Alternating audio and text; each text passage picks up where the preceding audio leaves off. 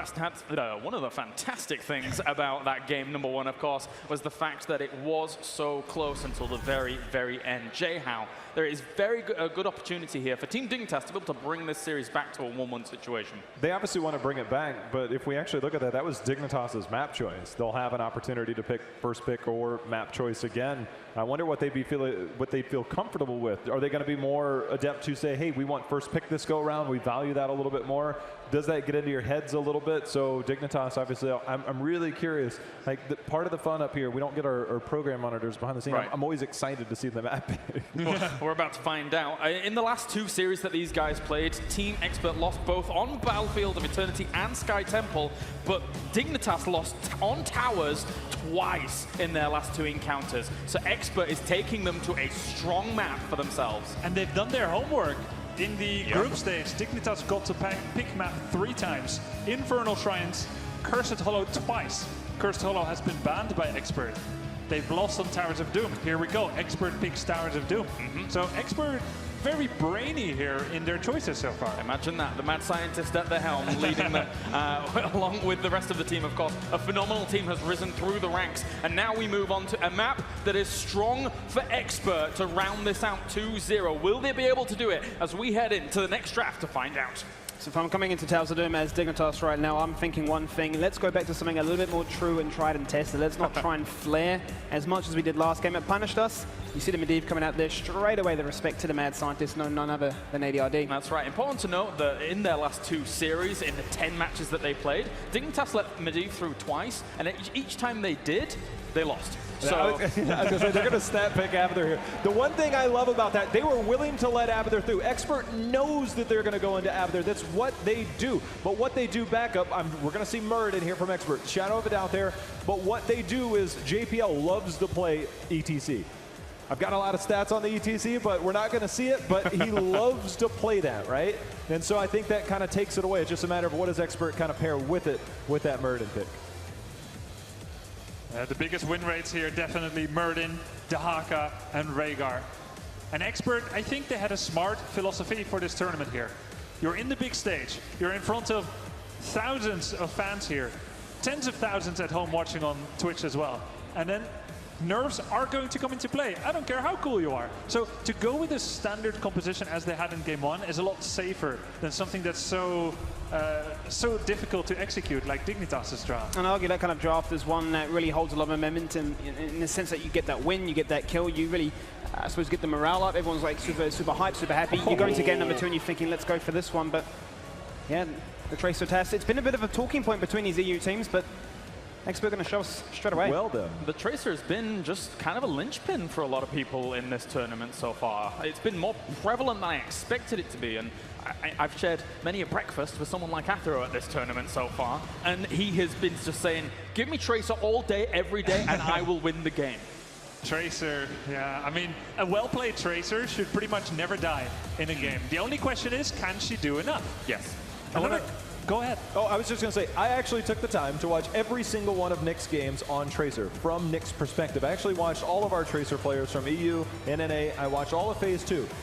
In terms of pulse bombs landed, one of the highest percentages amongst his counterparts. Also, he had the single highest kill confirms with his pulse bombs. This man, I mean, I know that Nick's not a household name, and he might not be yet, but this guy is the real deal. You get him on volley, you get him on the Tracer, he knows what he's doing, and he is a force. Do you think it will be Nick on the Tracer and not Athero? I mean, the options are there, right? There's options, yeah. And that's the cool thing. So Athero can still be on an offlaner, Nick can still be on a mage. We don't know yet. That kind of flexibility is powerful.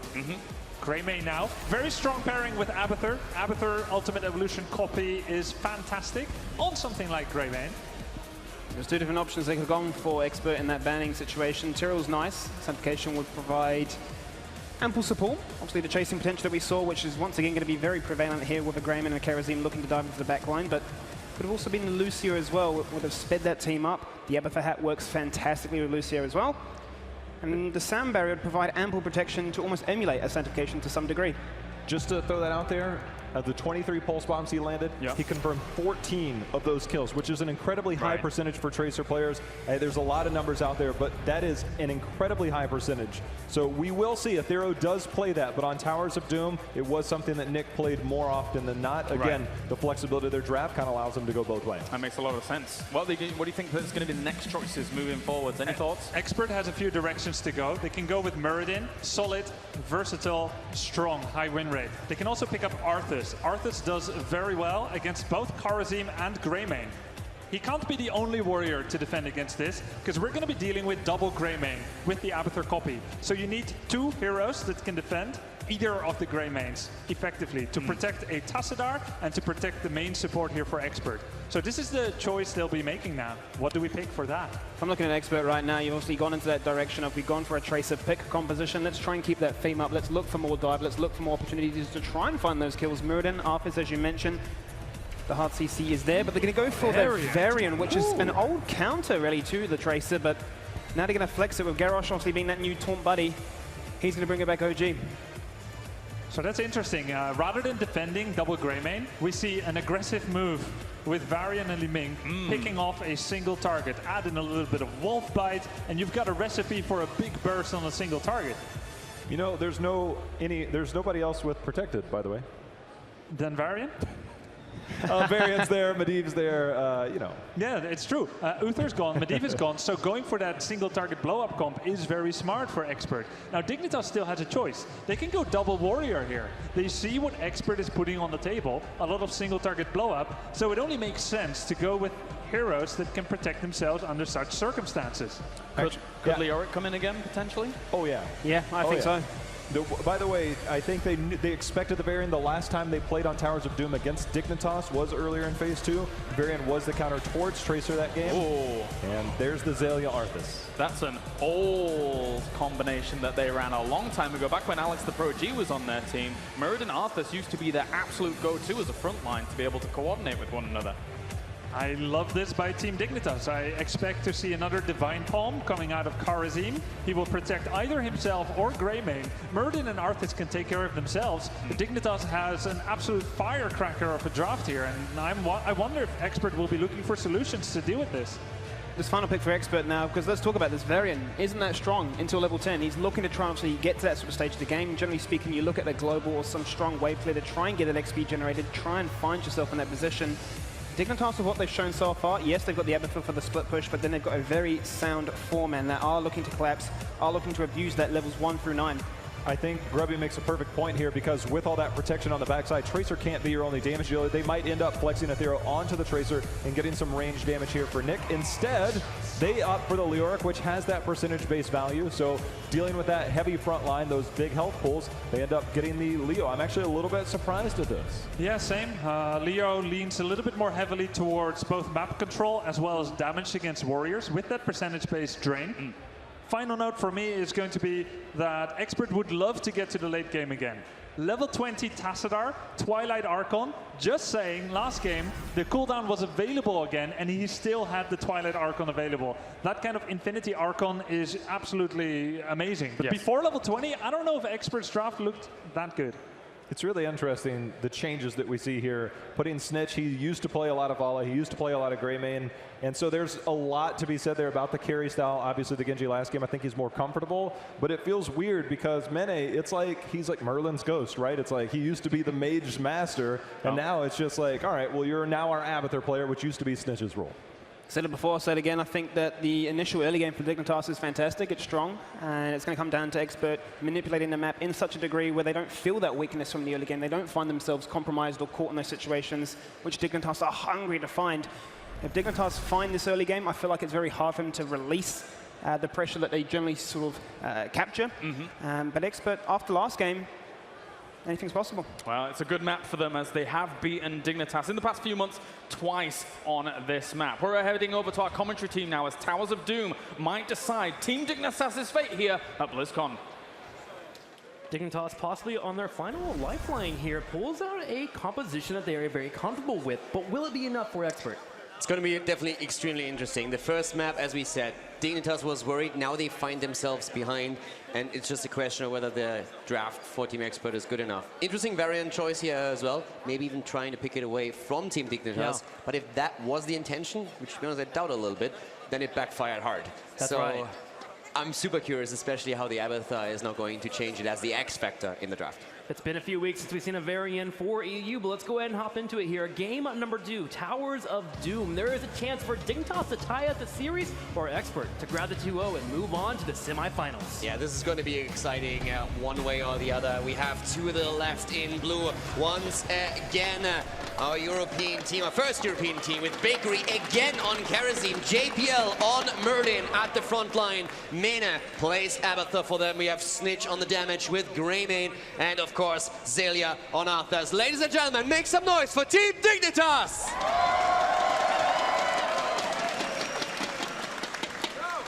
On the right side in the red, Curson will start the composition with a Rhaegar pick here. Bad Benny playing the Varian. Look out for those engages. A Thorough Angel playing the Leoric and playing the Tracer. We're going to be having a Thorough on it. ADRD finishing off with the Tassadar. Give it up here for Team Expert.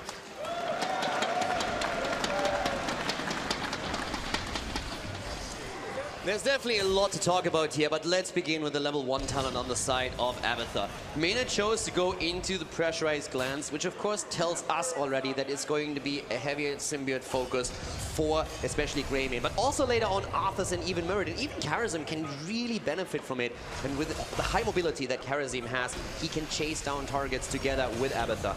Now there are a couple of options for Abathur players here. We could even see a hybrid, as oftentimes Toxic Nests are higher prioritized on this map to interrupt rotations, to slow them down, and to also have that poke damage. Team Expert in the past has played Abathur with a huge focus into Toxic Nests here, and even tried to set up huge traps where they are attempting to kill a target outright. That's something I think this doesn't quite follow, but with the lineup that they have, they are really trying to just extend a little bit more the strengths that already exist in their setup. Personally, I wouldn't mind the Nest build. It's great against slowing down that Variant, especially post level 10 when he's looking for those fights, and will set up the kills here for Team Expert. If he can slow down the movement from Team Expert, it's going to be harder for Tracer to get those kills. The damage is quite low, actually, for Expert. Yeah, the level 4 is what I'm interested in. If it's going to be Adrenal Overload, or if Mana is going to run a bit of a hybrid here, which is possible. Same time now, we have at the top lane the 1-on-1 we expected, with Arthas going up against Leoric. Zelia, of course, with his level 1 going straight into Consume Vitality here. But the one thing that really worries me when I'm looking at Team Expert setup is their Tracer. This is something that Dignitas has to be concerned about. It's just going to be rough because Nick is fantastic on the hero. Yeah, just clarifying here, it's actually Nick playing that Tracer there, and he was one of the scariest Tracers we've had actually in the HGC this year. Him and his Chromia are his best heroes here, so Nick will be looking to get in and apply as much damage as he can. Already JPL has to run away. Yeah, and Nick has really grown as a player over this entire year, and it's something that has been echoed by the Korean teams as well. They really respect him, especially the Chromie that you pointed out a moment ago. Is something that they're oftentimes concerned about when playing against Expert. Expert is actually trading extremely well into Korean teams in scrims, especially MVP Black, who say they're so difficult to draft against and we just don't know how to crack them. Well, the pre-alter phase has already begun and both teams have grabbed one for now. The top left one is the only one left for contention, and Thorough actually misses out with the creepy hand here and has to sneak on back to the top lane. Yeah, so at this point, Dignitas gets the extra shots in.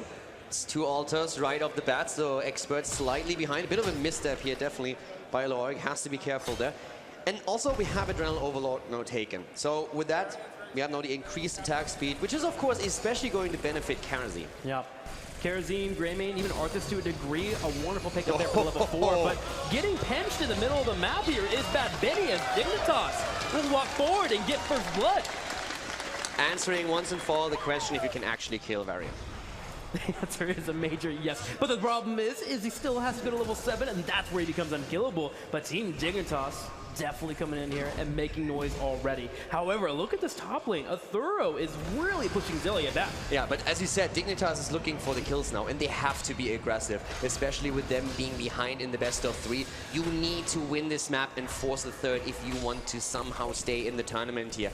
And JPL at the bot lane, still dealing with Nick, and at any point, if they later on can just chain the lockdowns, get a Stormbolt, a Howling Blast, and somehow lock Tracer into place so that Greymane can capitalize off those lockdowns, off the CC with a kill. That would be fantastic for them, since Tracer is still the main damage dealer for Team Expert. It's going to be difficult. Things will get better, though, for Dignitas at level 10, with Go for the Throat being an option for them, diving towards that Tracer and trying to eliminate her.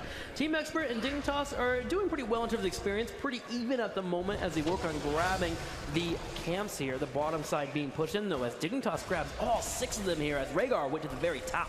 Mena with the Vile Nest now, the movement speed slow on level 7 for Abathur, so still trying to slow these rotations down a bit. But Expert has a heavy focus onto the top lane, whereas Dignitas is attempting to control the also important bottom lane of the map. And they grab the bell tower. 5 versus 3, because we still see Xaylia holding the top lane. That's going to be huge here for Team Dignitas. Grabbing that early allows for them to anchor on that bottom side. Now, luckily for Team Expert, the ult's on the top left and the top right side. So if they come up here and get one of the trade-offs, they can then go to the bottom and try to get the best hour back. But the trade works in favor of Dignitas. True. If they can get it, that's fantastic for them. Curse, on the other hand, is already channeling through, and so far Dignitas has not started their own. Question is, does Expert really feel comfortable enough to just move in?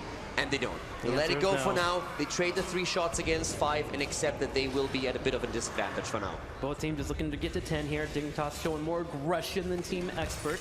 Expected that change when both bombs become available, and also Varian when he comes online. The ever so important taunt, going in for the engages, locking down a target and attempting to blow them up. Yeah, right now the top lane is where Expert is focusing their attention to. Now they have 2 choices here. They can either attempt to take back the bell tower at the bot lane, but they don't really feel confident enough to go up against Team Dignitas toe-to-toe in these fights just yet. They are focusing on the top lane instead, trying to at least trade for a bell tower on the opponent's side. But Xaylia is always there. And Abathur is the X Factor. He always helps out, and we see it again. Xaylia moves in, Abathur jumps in with the symbiote, and immediately Aethero and Curson have to retreat. I love how safe, though, Xaylia is playing. Even with the Abathur hat coming in, he's not chasing past the line of minions that get destroyed there. He knows that Team Expert could show up, and Team Expert has shown up. They bring all 4 to the top. They want this 4. They want level 10. They're done with it. They're saying, okay, 200 enough, how about 4? Can we get it now? And even with Mena and Abathur, Xaylia just says, all right, this is not working out here. But Dignitas responds beautifully. They grab both mercenary camps here, getting 6 sappers pushing on the bottom side. And if they can get a couple of these to peel forward, Team Experts can take more shots at the core. Defending this will be difficult. 10 versus 10 as well. Leoric in the mid lane. That's where he meets Arthurs. Down here, Varian is trying to stop them for now. But as you said, any shot that they can push through would matter in the long run. But so far, Expert is doing well with the defense. But they are spending a lot of time as the altars are activating again. And Expert has pulled it off, at least for now. Bad Benny protected enough there to make sure he's set up and defending against the push coming his way, and now they will step forward, and they have 2 things they have to do. They can either A, go to the top left here and try to circumvent and go for the fight, or take back to the bell tower, and they have chosen to elect to stay back here on the backside, allow Leoric to be in the middle lane, soak a little bit, and delay the top altar while they attempt to take this bell tower back. Mena currently positioned in the mid lane with Abathur. He could move to the top and try to slowly whittle away at the ammunition of the fort. We have the channels going through in the meantime, and that's the first 4 shots fired. Expert goes down to 23 against 33, but we have 1 altar still available. Expert opts to take down the bell tower on the bottom of the map, though. And they're going to give away the altar. A few more shots going for Dignitas as they take a very, very clear lead here. 33 to 20 of their opponents. The problem is Team Expert map control is going heavily into their favor. And of course, we all know that this is a map where in the early game you can give up a lot and come back swinging later on in the game when your entire composition just gains a lot more momentum. And that's what Expert is doing here. They are sacrificing an advantage in the early game, even though it is an Abathur composition that they're facing here, and they are willing to play for the late game. And at this point, they hold 5 against 3 of the bell towers. They hold 5 at 3. Mercenary camps being grabbed from Dignitas. This continues to be their game plan. To steal away the mercenary camps, they can clear it quickly with the Kerosene and the Greymane. And they grab the second one on the right. Now Team Expert will be forced to defend, but is this the time that they decide to go ahead and elect for a fight here, where that Variant is ready to charge forward and bring the taunt? Leoric is at the top lane, so it's very unlikely since Abathur could help out right away. But talking about taunt and talking about Leoric, with taunt being used, March of the Black King can gain a lot of value in these fights if that is synced up properly. So there's definitely a lot of blow-up potential for Team Expert if everything is locked into place.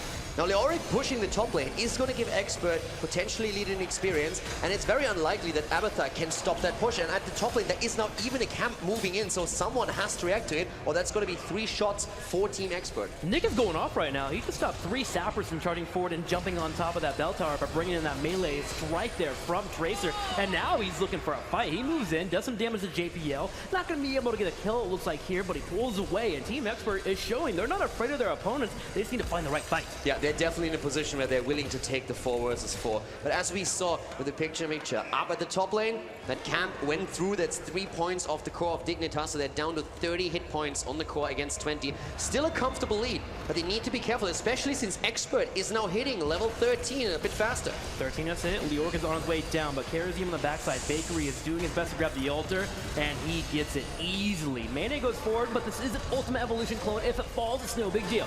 But they were able to get the altar. That's a big deal here. They actually pushed forward so much that Expert had to retreat, and that time window was used by Dignitas to channel through. That was actually extremely well done, considering that they had talent behind. It was brilliant. Team Expert needs to turn up the fire soon here. They're behind 30-17. Things they can do: get aggressive on the mercenary camps, try to force their opponent into a scenario where they take a fight finally. The thing was that Team Expert was a bit slow in that rotation. Leoric hanging in the middle, getting that 13, finally decided to pull on back, but Dignitas right now is just very courageous. They are very willing to move forward consistently, and once again, they take another Merc camp. Dignitas can't let up. That's the problem they have right now. If at any point they really lose control over the game and Expert gains momentum, that might be the end for them. So Expert is trying to gain that advantage, gain that momentum, but so far they haven't really found the targets yet. Nick is always poking away the entire time, but we have a flank coming in as Arthas goes in, tries to lock down, doesn't hit Nick though. Tracer moves away, but Abathur has retaken the bell tower up to the top. That he has. It means 4 for 4 on terms of shots here for our teams. Bakery goes forward. A Stormbolt will connect. JPL having the flank there.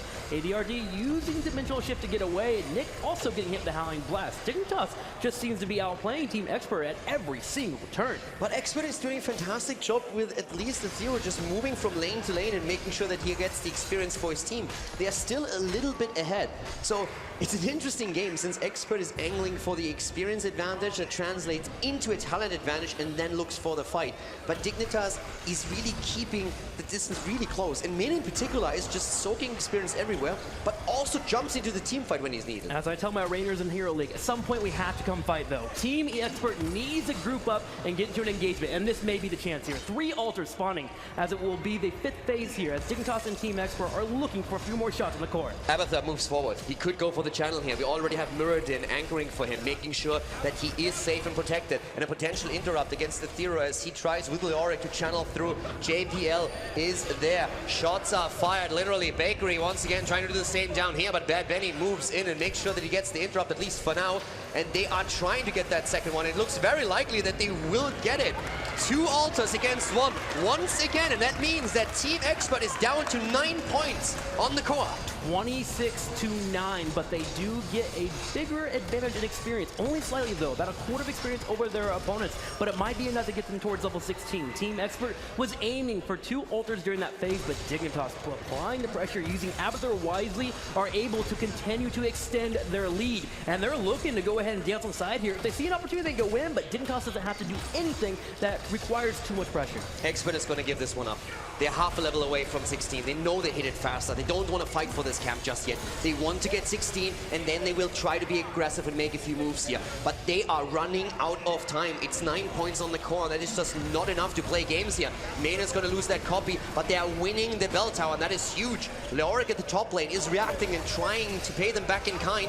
Very likely to claim it in a few seconds, but both of the teams are nearly at the same time hitting their 16. Expert needs to, at some point, just go for it. Dignitas and their superior control of the mercenary camps are proving to be a bit too much here for Team Expert. Sure, they're even in experience, but way too far behind and losing out on the bell tower on the bottom right. You remember how long it took them to take this bell tower back last time? Now in the late game, when Dignitas has more kill potential, it's even more difficult. And Leoric didn't get the one at the top lane yet. He will eventually, but he's missing down here now. Cleansing touches there for Dignitas. The power spike is huge for them, and they're trying to use them right now. The big engagement tool with Muradin, now relying on 16, finally on this Swarf launch, They have 5 of the bell towers. Leoric will grab the top, but Dignitas is putting in the pressure, and they are the ones looking for the kill. Nick sidesteps and engaged there from JPL, just barely not getting hit there with the heavy impact, able to back up, harassing where he can, but he has to be careful. One time if he gets caught here, he will fall victim to Dignitas as they continue to control the bell tower on the bottom side. The top finally does fall here as Team Expert will be able to grab the bell tower back. Mena's going to shift position with Abatha's body pretty soon to put the pressure on over there. For now, though, they are still aiming for the next altar. And if they can channel this one through, there would be 5 points on Expert's core. Boss plays are still available here as well. This is getting closer and closer, and Team Expert, as we said, they're running out of time. They have to take a chance at some point. Both teams fighting over one lone altar. JPL and Zelia move forward to control the choke on the right side. They're going in, they're trying to go for the kill here, but immediately Leoric is already moving out. His Archon is being popped by 80 already. A strike. March of the Black King. Oh my god! A Thorough gets a huge value on March of the Black King. He turns around. He wants more. JPL finally helps secure the kill, but Nick is looking for the clone. He takes it away. JPL backing up here, hoping to heal on up. And at the same time, we actually see Bakery using the palm on the clone here. Clone is destroyed, but it's still a 5 versus 4, but it is Expert who gets the channel. 22 points against 9. This is still back and forth over here. And right now, it's 17 versus 17. Dignitas is on the move. Once again, they're trying to control the camps. They know that the Thero is not back just yet. They aim for the kill. They want Tassada, and they might get him. The Ancestor healing does miss, but Zelia gets focused down. Will he fall? He does. Curtin goes in for the bite, gets the kill. Snitch trying to retreat here. Nick, he wants it. He has to back up, though, with the tower hitting him. And also the bell tower is retaken. They need to retreat, and they need to retreat fast. Bakery, does he have the dash? 2 seconds. It doesn't look like it. He barely gets away. He gets the cleanse in, but Bad Benny is already waiting for another quick charge, and he doesn't get it. Taunt was ready, but JPL with a stun.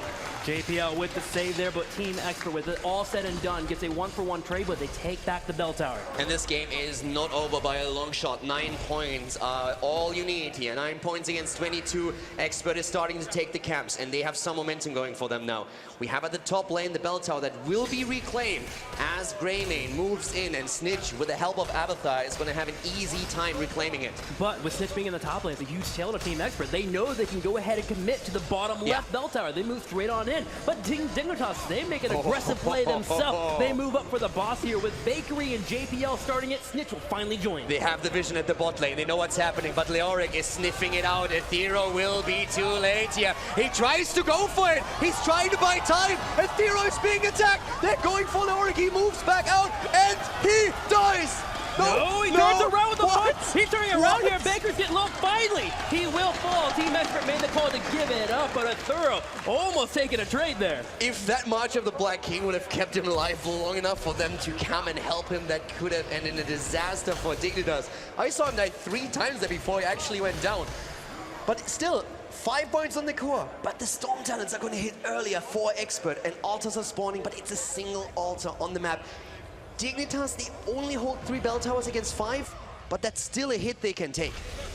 Dignitas may have to consider to give this up. Right now, they're trying to force a fight, and Team Expert is doing everything they can to evade said fight. Zelia taking some damage here. Cleanse will be used there, as we're going to have the Kerosene coming in and saving the day. With that 20 about to hit Dignitas, they give up a few shots here. 5 will collide with their core, but Team Expert are trying to catch them on the retreat back. 20 isn't there yet, but they're trying to take the camp down. 1 last pumpkin, 2 pumpkins still surviving for now. Finally, 17 minutes in, extremely late, we see the quest talent on Murden completed. At this point, the Storm Talents for Expert have hit. 5 bell towers against 3. Dignitas wants the experience, and Expert is trying to build up that momentum that they so desperately need to make sure that they close the gap in core points. This bottom bell tower is everything for Team Expert. Constant pressure with them grabbing the Merc camp, trying to keep Team Dignitas in this area. This is great for multiple reasons. One, if the ultra spawn top, Dignitas will be down there, the rotation will be slow. If the ultra spawn down in that area, Team Expert will be able to have the control and an anchored location to move into. And Mena is everywhere in this game right now. He has 21,000 experience points gathered against the 7,000 that the rest of his team has on each hero. When we're looking at the siege damage, on the other hand, it's really Leoric that takes the cake here. 150k as Abathar sits at 120,000. Both of them, throughout the entire game, have done an exceptional job pushing the mid lane, pushing the top lane, and always trying to get the experience and the wave clear going. Team Experts still setting up camp here on the bottom side. Dignitas looking for something they can grab. They could possibly move in and grab Leoric on the top side, but if a Thorough is quick to respawn, he should be able to escape. He drops a Wraith Walk and he gets away, but he's still low on health. Yeah. Barely gets away here. And the 20 is something that I'm actually worried about for Team Expert when I look at it. Hive Mind taken on Abathur. Rewind on Muradin is going to be a huge game changer here as well. And the Legion of Northrend. Survivability is huge, especially with Bakery also picking up the Storm Shield. But Team Expert, they have superior positioning right here. They're able to control these chokes. It's going to be hard for Dignitas to move in and force this fight. And let's not forget the Twilight Archon value that we actually saw in the last game already. Death March now too. This is going to be, there could be the one fight. It all depends on it. Is Dignitas going to be able to win it? 19 minutes in, Arthur's completing his quest as well. They're going for a Snitch. The palm is there, maybe a bit premature, but they are able to save the target. That's the most important part. The palm was way too early there from Team Dignitas, and they may have to give this up. Yes, they decided against it. They're going to give up the shots, and 4 more collide with Dignitas' core. 12-5. Oh! Nick moves in, and he stuffs Snitch. Nick with a kill, moving in, he sees an opportunity and he just drops gaming. JPL gets low too, and Team Expert now has gotten a major kill here, taking Greymane out of the equation for 49 seconds. This allows for them to control the map and continue to move in for camps. Dignitas is starting to lose the control over the game. It's 11 points against 5, and Team Expert has sniffed blood in the water. They are moving in here. We have the rotation to the top from Team Dignitas. They are actually willing to take the shots at the bot lane, but they want to reclaim one of the bell towers. They want to have the 5 versus 3 here, but Expert is moving to the top. The shots are fired at bot lane as the sappers come through. 8 points against 5. This is getting closer and closer. 8-5, and Dignitas was unable to grab that top bell tower. With everyone disappearing from the bottom side, they pulled back and they played safe. They grabbed the mercenary camps instead and allowed those to push by themselves, while Team Expert grabs back the bell tower in the middle. And as I said earlier, Expert, if you listen to their comms, if you watch them scrim, they are always calm. Clinical approach to the game, sharing information, very, very quiet. Just say, where do we go? What do we do next? Whereas for Dignitas, there's a lot more emotions usually riding on these comms. So at this point, they can't be happy. They've been so far ahead, but Expert has played this calmly, collected, and they waited for their chance.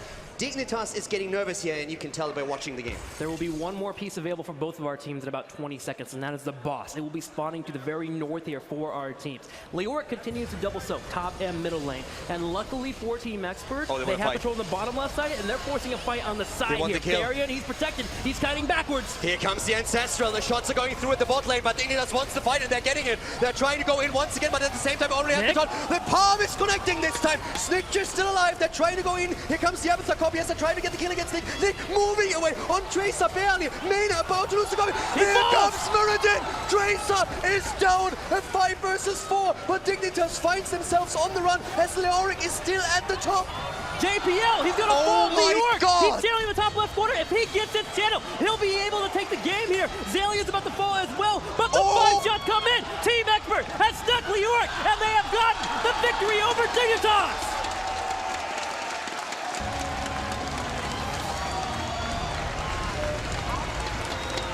Team Expert take the victory. Dignitas looks for the 5 versus 4. They accept the camp at the bot lane to go through, and they bank everything. Their tournament life on the one team fight, and they end up losing it. The 4 versus 5 goes over to Expert as Leoric is at the top and channels the altar through 5 bell towers against 3. And Expert is victorious and proceeds to face off against MVP Black in the semifinal. You talked about it. Team Expert, calm, methodical, and it showed there. Their entire tournament life going to a game number 3 may have been on the line, but they still called Leoric. Go ahead, run to the top side, grab that altar. He even went to the other one there, knowing Abathur could delay it if need be. And he tried. He tried to. And we saw the win go over to Team Expert. Gotta love the calm gameplay. And absolutely insane here as well from Dignitas. They just said, we have this one chance. Let's take the team fight. We have vision on Leoric. We can take a 5 versus 4. And they got the kill against Tracer. But then all of a sudden, Muradin falls. The entire rotation gets slowed down. Avatar can't stop Leoric from channeling through. And with the 2 camps that have been pushing through just a little bit earlier, and the 1 tower taken, it was just enough for Expert to take it with a 2-0 against Dignitas of all teams. Ridiculous. Well, enough from us. Kevin Johnson is ready on the stage there with Bad Benny. Let's go over to him.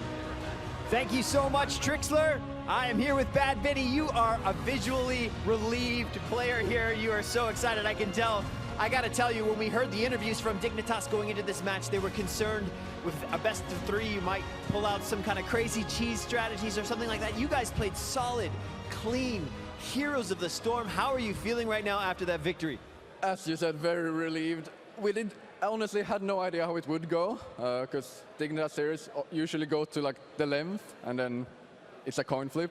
So we're very happy we managed to do a 2-0, and yeah. Well, you should feel very confident, and I have to ask you right now, does this win really seat you guys as one of the best teams in the world that can stand with the Dignitases, the Fanatics? Do you feel that way? Do you have the confidence that it takes to win this tournament? I have the confidence, yeah. Fantastic. Okay, so going into the semifinals tomorrow, MVP Black, what are you thinking? They looked really strong today versus Freedom, but we've had pretty good results in them versus in practice, and we kind of know what they want to play, so we are pretty confident, actually. We're more confident going into that than we were today, I think, so. All right, well, I'll let you go celebrate with your team. Thank you so much. Congratulations once again. We'll see you tomorrow. All right, Team Expert takes an incredible 2-0 victory over Team Dignitas. Let's head over to Caleres and the crew for their thoughts. Thank you very much, Kevin. Indeed, 2-0 to Team Expert. What a victory for them. And I follow other things, you know, in the world, and in something that I follow, we have a chant, which is fight forever. And I really, really wish we got to see these two teams fight forever. As much as it was a 2-0 victory, the games were so close. That final fight down towards the bottom, such impressive feats from both teams. A completely different atmosphere from the other series as well. This very long period, protracted tension, and then finally culminating in 1 or 2 team fights. This is the kind of high-level play that you would expect from Europe's finest, where no one makes any silly mistakes, any early kills, just very fine tension, truly. That standout play from Nick down there in the death zone at the bottom, just absolutely insane. The get stuff there, me and Grubby over here going on about it. I talked about Nick in the draft, and I really want to emphasize how amazing this guy has progressed throughout the year on this roster, and he shows it there, and he'll find himself in the top 4 tomorrow. That's awesome. I mean, we had concerns about the draft as well. We're thinking, man, this competition's so one-dimensional. It's Tracer or bust. Where else do they go? You're saying about the Leoric as well. Like, not too sure if I'm really sold on this idea, but they brought it to late game, which was their strength.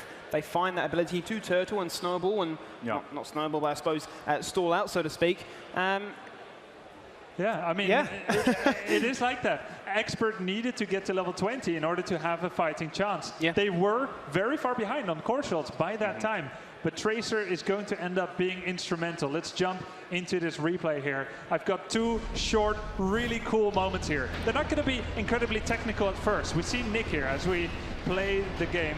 We see that Nick is going to be jumping in like this on Snitch. He's going to threaten Snitch. Look at this. That's the taunt. Stop this for a second.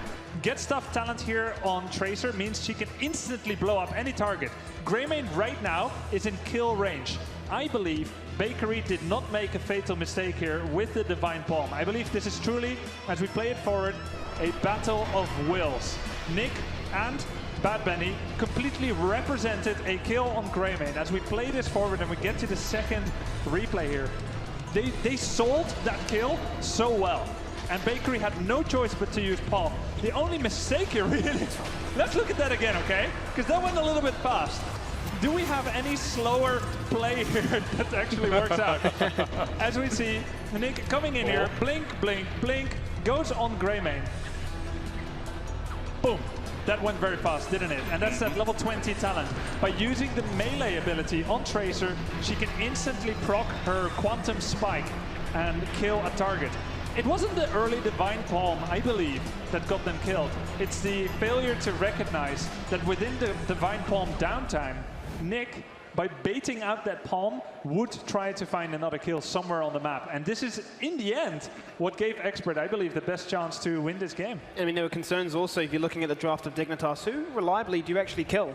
You know, they're all these beefy targets, quite elusive to that same manner as well, but you're thinking, okay, they have this strong early game, they have this control squad, this sort of like five-man ganking squad, so to speak, and that was a big part as to why they dictated those shrines and found themselves in a position as they did, but You know, Expert, they stall, they get a pick like you describe, and they come away with a 2-0, which you wouldn't imagine was going to be the scoreline going into this head-to-head between both EU powerhouses. A big question, Jay, how that arose a few months ago was actually when Expert was able to go to the Western Clash over Team Dignitas and then able to make this the final going up against Fnatic, everyone's like, but that wouldn't have happened if Team Dignitas was here.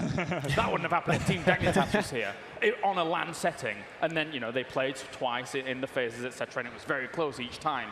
But on a LAN setting, Team Expert versus Team Dignitas, a very different story to what we all predicted. And as Kevin pointed out, the relief on Bad Benny's face showing up to such a huge stage. I mean, we had a huge audience watching that here live, so you know the pressure is going to be there. The fact that they can step up their game in a live setting, as you said, yeah, they come in as the #3 seed, but I think we all know that in Europe, it's always kind of been about a top 3. Yeah. Liquid kind of fell off. Expert happily picked that up, and as you said, the second place at Western Clash, it seemed like just a step in the right direction. This is another monster step for them to continue on. What stood out to you, Jay, when you were able to kind of observe Expert as you did over these past 2 games? The thing about it is that they started to, I guess, it really relied on Nick. I really can't speak highly enough about them. I've watched every single one of his Vala games, his Tracer games, things like that from his perspective. And it seems like when I compare him to other people in his region, in North America, I've watched all these games from individual perspectives. He does a lot of the little things right. That thing that Grubby pointed out is one of the single best plays you will see, baiting that out.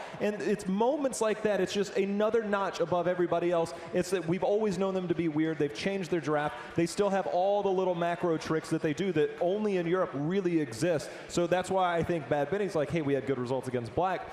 Black doesn't have the same familiarity, so there's a lot that they do. They put a lot on the shoulders of Nick, obviously, I think, in that carry role. And then, of course, their macro game, it really seems they're coming into a form that is a strong contender.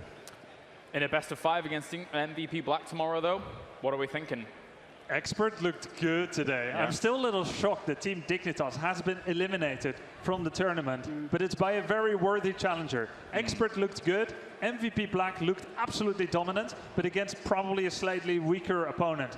So I believe we could have quite an even match on our hands. Yeah, definitely if it goes to the full best-of-5. And of course, MVP Black is no stranger to the idea of something like a Medivh causing some problems. So that's definitely something that they're going to have to consider as well, Skimmy. Yeah, I mean, you've got to obviously run your mind back to what happened with Roll20 when they ran with the Medivh and they ran with the Diablo, and they said, look, this is what NA do, and this is how we're going to try and beat the Koreans and, you know, bring you down that little peg from your high horse, so to speak. But I mean, yeah, in the best-of-5, there is obviously a lot to discuss. There's a lot to envision. I think it comes down to the draft. Once again, this is MVP Black, arguably the best drafting team in the world. Are they going to be that one step above and have that much that they've stuck in sort of hidden away from the Korean boot camp that Expert got to experience? On the flip side, this is I guess for a team like Team Dignitas, a round of 8 here on the international world stage. Not where they wanted to be at all, unfortunately for them. No, I don't even remember what they answered. I think they answered top 1 only, right? Because we ask all these teams their ambitions for the stage, and we kind of want to see how upstart teams rank themselves. Do they have humility, or do they have grand dreams that far exceed people's expectations? For Dignitas, it's almost like we don't even have to ask. They want to be #1. They've been #2, they've been #1, they've been #3. They want to win, and now top 8, it feels strange, but I feel like they're going to have to go into a period of soul searching. Dignitas has been one of the biggest household names in Europe, and to lose out here in the quarterfinals, it's, for them, I imagine, unacceptable. Well, exactly. I mean, on the LAN stage, this is their lowest performance since 2015. That's a long, long time ago for a team like Team Dignitas here, Jay Howe, to feel that kind of level of defeat here, unfortunately, for them. I really tried to figure out what it was that made Dignitas just not seem at the top. We saw the double support meta kind of come into play. It forced Snitch off the flex role over onto the hard carry role. Mene, obviously known for playing mages, but with all the different armor in the game, it makes them a little less appealing, things like that. That burst style, you need more sustain. And so it's felt a lot different since they made that change, and it almost feels like the meta maybe got a little bit of them here in the second phase, obviously failing to qualify for Western Clash. Picked it up in Europe, showed up here, but I really wonder if the meta, maybe as Grubby said, doing some soul searching, maybe a little bit of practice on some different heroes. We'll see them, I'm sure, going forward, but probably a different style. Well, of course, 72 heroes in Heroes of the Storm currently, with a few more going to be joining us later down the line, of course, with the reveal of Alex Straza and Hanzo. Very excited for that. But of course, the key art here for BlizzCon for Heroes of the Storm is an itty-bitty little guy called Probius. okay, he's kind of big, he's a pro, but he can be pretty big, but he's small all the same. Let's head over to Probius, who is with Solid Jake. What's up? Thank you, James. And yes, I am here with Probius, actually. He's about 6 feet tall here at BlizzCon 2017. And Probius, who are you rooting for here at BlizzCon 2017? It's a kind of a weird opinion there, Probius, but I'll accept it. I'll accept it. Now, Probius, we know a lot about you. You joined us here in the Nexus this year. But before that, you had that epic defense on Ire where you had to defend off the Protoss. What was going through your mind when you were summoning that pylon to save your forces? Yeah, it was pretty scary. It was pretty scary when that was going down. Probius, when it comes down to it, who is your Protoss best friend? He likes Artanis. Tassadar is kind of lame, but he's all right, I guess. Well, guys, Probius is going to be roaming around all weekend long here at BlizzCon, and I'm going to be meeting a lot of the players that are here at the event, behind-the-scenes footage, all on the Blizzard Heroes of the Storm esports Twitter account, so be sure to check it out. Check out Probius, as he'll have his own stream roaming around, and we'll see you later. Back to you, James. Thanks very much, Solid Jake. Don't let him cannon rush you, that little guy. He's a feisty one. As we continue things here for the HGC 2017 finals. Always nice to hear from Probius. Actually, we don't really get to hear from Probius too much, but there we go. It happened. I'll tell you what, I had some crazy times with Probius a few years ago. Oh, yeah? It was really... I can't talk about it here, you know, proxy gating, forgating, but him and me go way back. I remember all of that in StarCraft 2. Nice stuff, nice stuff. All right, gentlemen, thank you very much. We are ready to go to a short break, but when we return, we have 2 more round of 8 matches coming for the HGC Finals.